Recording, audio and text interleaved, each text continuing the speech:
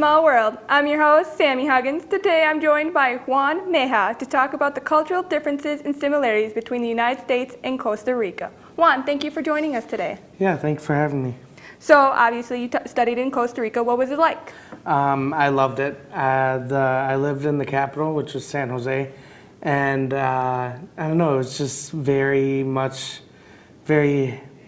active city, and that's what I like. What was the study abroad program that you attended, and how long were you there for? So I studied abroad through CEA, which is a partner with UW-Whitewater, and I was there from the beginning of January to the beginning of May. Interesting. So how much of an adjustment was it live in Costa Rica, and what was it like being in a foreign country? I wouldn't say there was much of an adjustment living abroad, because I've gone to Mexico for 2-3 month periods before, so I've lived in different countries. But studying abroad was the big difference, just because the education system down there is a lot different. And like the university I studied at was a university that didn't believe in tests. Oh. Yeah, so it was all project based, but your final project was worth 50% of your grades. So that was a big adjustment for me, because I couldn't really bank on my test scores bumping my grades, But that was really the only big adjustment was in the study aspect was no tests, which isn't always a bad thing, but. How is their educational system different from ours other than the test aspect? I would say that's the biggest part, and also it's also a free education system down there. Everyone's guaranteed education up until college, I think, and then after that it's very on your own, but you're helped, So that's the big difference too. Do you get financial aid there? That I'm not sure. I went to a school where all the students were either on scholarship or they had a way to pay for it. I never really asked if there was aid for them. What were some of the ways the culture of Costa Rica was different from the U.S.? So I always say how in the U.S., to us, time is money, but in Costa Rica, it's not. And you could schedule a meeting with the professor, and they would show up 30 minutes late and think it's just fine, because that's just how they are. It's a very relaxed style of living. And so that was a big adjustment for me, but I learned to adjust to that really quickly, just because it happened all the time. Professors were 20-30 minutes late to class, but you just waited, and all the local students laughed. They were yeah, we just wait because we know they're coming. But yeah, it was really weird, but interesting. It was interesting. Well, yeah, 'cause we have the little, if they're 15 minutes late, we're leaving. Exactly, yeah. But it's they would have thought that was funny if I walked out 15 minutes of waiting. But yeah. Could you tell us about some of the ways in which life in Costa Rica was similar to here in the States? I'd say life in Costa Rica is very still family oriented, just like the U.S. is. And so I think that's a big similarity. But I honestly feel like it was very different, just the way of life, the lifestyles that they lived versus that we live. So I wouldn't say there was many similarities, which made the experience so much more better. Costa Rica is known for its diverse landscape and its wildlife. Did you get to experience any of it while you were there? Yeah. I did a lot of traveling, every weekend. I had class Monday through Wednesday, and then Thursday mornings I was on a bus to either a beach town or a rainforest or something.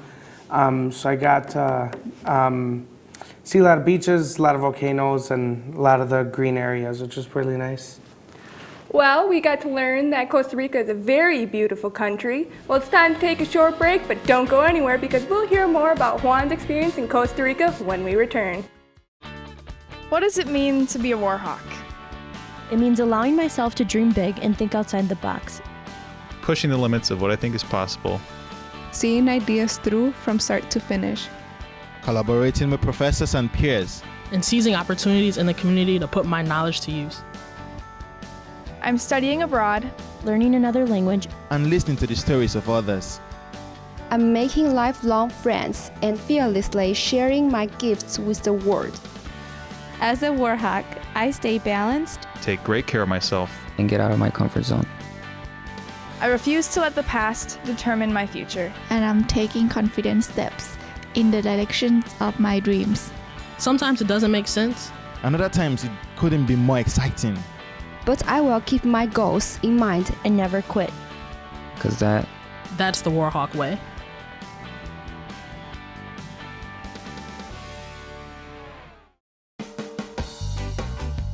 Peace, education, activism, through creative engagement. Peace is a nonpartisan organization that promotes peaceful resolutions to university and worldwide conflicts. We raise awareness on issues regarding environmental rights, social equality, and political justice. Every month, we show a documentary in the Summers Auditorium. You can learn and have fun doing it. Peace. Be the change you see in the world.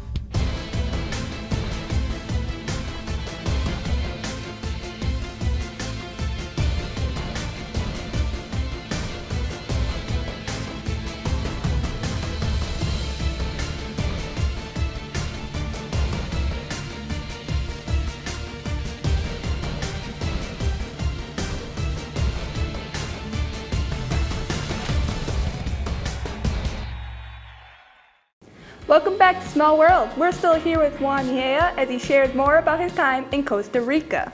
There's a phrase that's commonly used in Costa Rica called Pura Vida. Can you explain what that means and how it's used? Yeah, so Pura Vida, if you translate it directly, it means pure life. But that's not really directly translated as how they live by it. But Pura Vida is something that the Chicos, which is the Costa Ricans, that they live by on a daily basis. It's kind of just like living life like fearlessly and worryless and stuff. But then Pura Vida is also used as a phrase. Like you could be like, hola, like hi, how's it going? And instead of like, I'm doing well, you'll get a Pura Vida. Or like if you're just walking and passing, instead of saying hi, you'll say Pura Vida.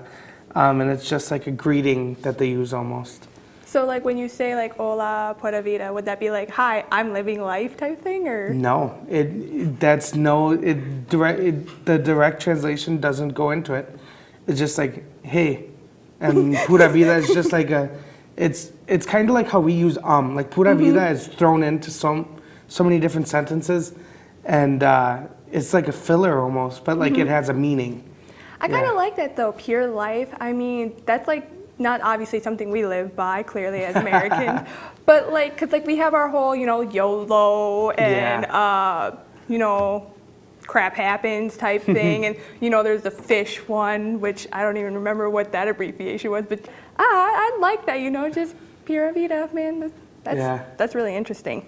What are some of the do's and don'ts that are in the Costa Rican culture? So a don't would almost be, you don't want to be over friendly, like saying bless you and excuse me. I learned that was almost like looked at like weird. Like me, like an instinct of mine is to say bless you when I hear a sneeze, even if I don't know where it came from. But there, it's like if you say bless you to a stranger, they're kind of like thrown off by it because like they don't expect the friendliness. And my guess would be that the friendliness then shows that you're not from around there. And when you're living abroad, that's something that you just want to blend as much as you can, And I mean, a do, you just live, like you just go with them. And just a big do was to use Pura Vida, is what we were told. Like always use that as much as you can. And so it stuck with me. What was it like living with that host family? I loved it. My host mom was a sweetheart. She had a son who was a little older than me, and a daughter who's younger than me. And then we lived with also 5 dogs, 4 cats, some fish, and some birds. So I lived in my fair share of animal fur, but I loved it and I wouldn't trade it for anything. So for advice-wise, for people who want to study abroad, would you advise them to have a host family? I think that I can't speak for people who don't live with host families or didn't live with host families, but me having lived with the host family, I feel like I immersed myself more in the culture and I got like the first-hand feel of living in a different country, and it was almost like I was with my own family. And again, if I were to go back, I wouldn't do it a different way. I'm really glad I had a host family. So with living in Wisconsin, we all know we get all 4 seasons with Mother Nature and how she likes to play things out. How did the climate factor daily into your life with living in Costa Rica?